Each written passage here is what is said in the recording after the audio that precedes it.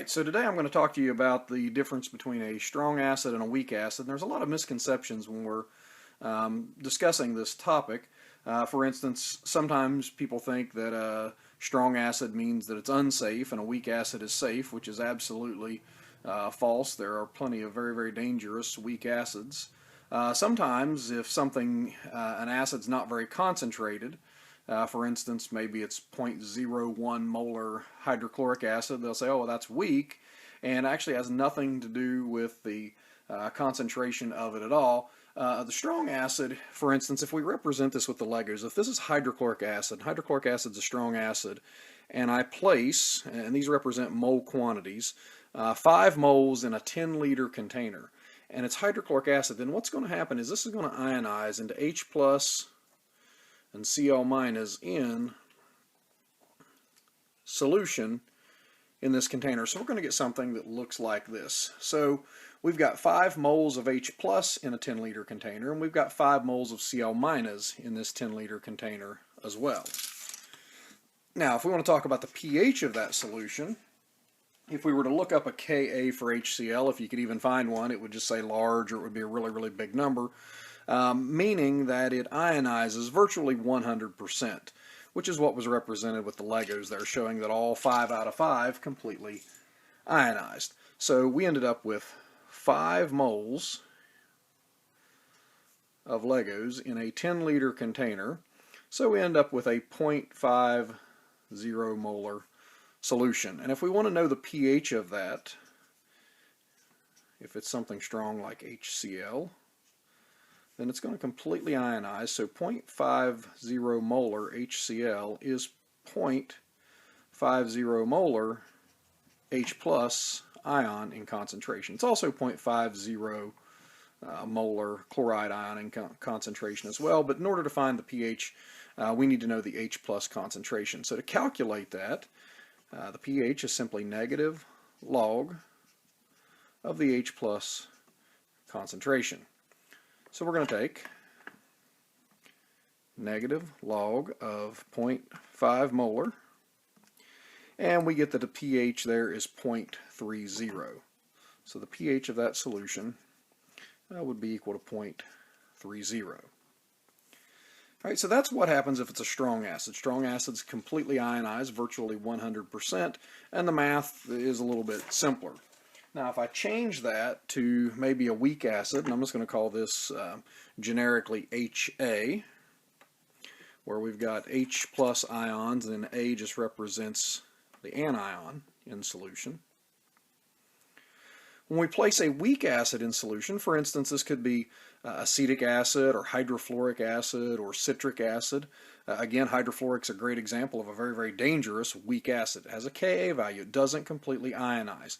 Most of these will ionize to just a really, really small percentage. And I'll show you how to calculate that percent ionization here in just a moment. So what happens is maybe only 1 out of 5 of these ionize. Now, that's representing that with the Legos, and that's actually 20% ionized, which is fairly high. Most of what you're going to run into is going to be well below 5% ionized. But again, very, very small amount ionized. Most of it's still together. Now, I'll show you in future videos a little bit of stoichiometry rules still apply. You know, we still react things. It doesn't change the whole concept of moles and reactions. But it's just when we make that container of 10-liter volume, and in that total 10-liter volume, we've got 5 moles of this weak acid, only very few are going to be ionized. So for my generic weak acid, I made a Ka value of 2.5 times 10 to the negative 4th. So now we get HA, my weak acid, does not completely ionize. So we end up with an equilibrium reaction. So we get H plus plus A minus. And again, these are all aqueous, but we don't have completely one way or completely the other way. And again, that's why we have the double arrow there for the equilibrium. It's also quite common to see this as HA plus H2O liquid at equilibrium with the hydronium ion, which really is a synonym for H plus and A minus. Again, ultimately we're trying to find that concentration of either H3O plus or H plus total in this solution. So to do that, I'm going to go back to the first reaction that we have here. HA, weak acid, equilibrium, H plus and A minus. So I started with 5 moles in a 10-liter container. So that's 0.50 molar HA.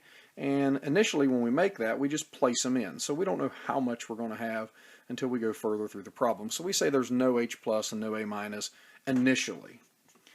But then we're going to notice that as this thing establishes equilibrium, that there is going to be a little bit of an ionize. So we're going to call that X. We're going to get X as the amount that ionizes. And since it's a 1 to 1 mole ratio, we're going to get X as the equilibrium concentration of the H plus, X for the A minus, and of course 0.5 minus X for the HA. Now we're ready to use that Ka value of 2.5 times 10 to the negative fourth with our Ka expression. 2.5 times 10 to the negative fourth equals X to the first times X to the first over 0.5 minus X. Now this is not a math class, so I'm not going to go through how to get that set up in quadratic formula format, but I am going to go ahead and run through and do the quadratic formula calculation for you here real quick.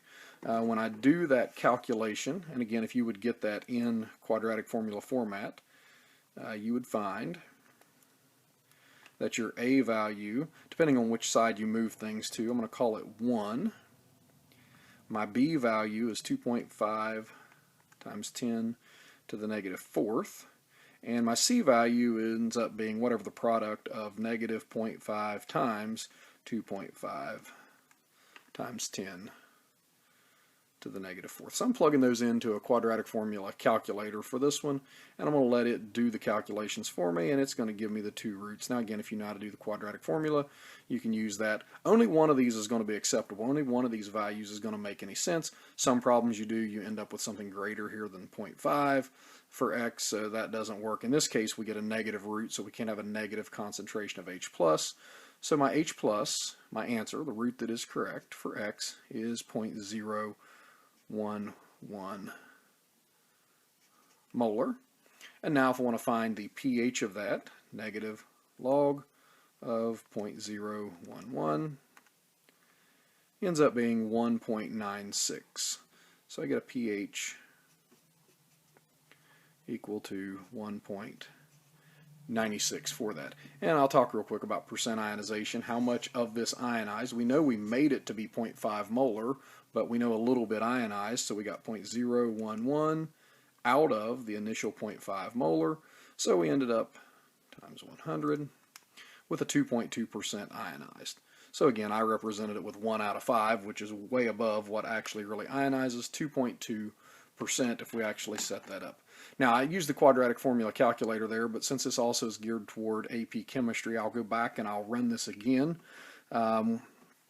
From a standpoint of the AP chemistry exam, you don't have to use a quadratic formula to solve these, so we can still do x squared, that's x times x on top, 0.5 minus x on the bottom, and if I simply said, okay, this value is going to be really, really small compared to 0.5, and in most of the problems that you're going to see on an AP exam, that's going to be the case, so I can ignore that. Now if I ignore that, then all I have to do is multiply both sides by 0.5, and I get that x squared equals 1.25 times 10 to the negative fourth, and again this is doing it without the quadratic formula. So now 1.25 times 10 to the negative fourth, and in order to solve that for x, since that's what x squared equals, I'm going to take the square root of that, or raise it to the 1/2 power, and I get 0.0109 or 0.011.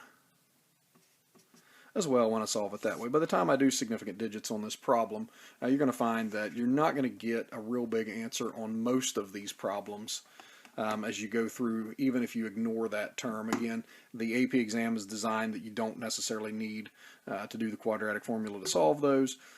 So we can do that again with some quick math simply by saying, okay, x is going to be really, really small, especially with a magnitude of a Ka times 10 to the negative fourth.